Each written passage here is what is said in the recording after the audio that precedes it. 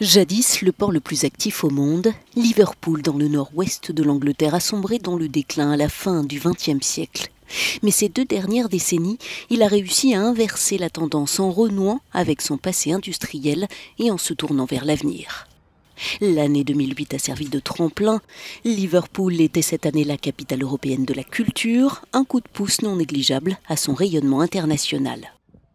Dans le quartier alternatif du Baltic Triangle, ces dernières années, les startups ont investi d'anciens entrepôts désaffectés. Ces nouvelles entreprises misent sur la créativité, un secteur clé pour l'économie britannique. Parmi ces sociétés, celle que Charlie Tate a fondée avec sa femme il y a 10 ans, Poto Studio fournit des services photographiques, mais comme bien d'autres à travers le pays, l'entreprise peine à se développer. Ce que souhaite son propriétaire, c'est avant tout une vision un peu plus claire de l'avenir. Brexit oblige. À l'avenir, nous allons quand même essayer de nous développer, mais nous faisons face à bien plus de défis que sans le Brexit. Chacun continue, essaie de faire ce qu'il peut, mais l'environnement est beaucoup plus difficile qu'auparavant. Avec le dénouement qui se rapproche, peut-être que ça va changer, mais nous avons encore devant nous une année d'incertitude.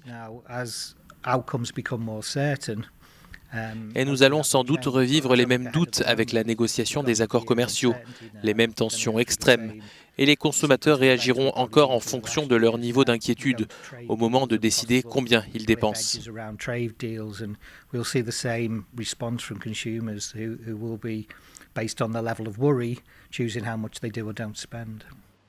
D'autres entreprises échappent pourtant à la sinistrose.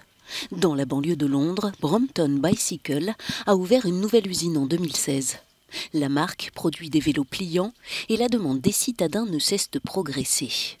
En dépit du Brexit, l'affaire a prospéré et son dirigeant est on ne peut plus optimiste pour la suite. Rien ne change. Et ça n'a pas été si difficile. Nous avons doublé la taille de notre commerce au cours des 3 dernières années, parce que nous n'avons pas passé 3 ans à procrastiner sur les itérations du Brexit. Notre préoccupation, c'était nos consommateurs. Nous nous sommes concentrés sur la fabrication de produits sympas, des vélos électriques, et sur la recherche de nouveaux clients à travers le monde, en ouvrant des magasins et en impliquant le personnel. C'est ça qui compte. Ça ne veut pas dire que le Brexit n'est pas important, il l'est.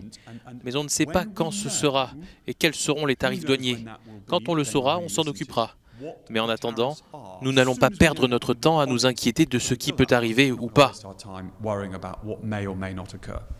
Seule certitude, les décisions prises par le gouvernement de Boris Johnson durant la période de transition des 11 prochains mois aura un impact durable sur les rouages de l'économie britannique.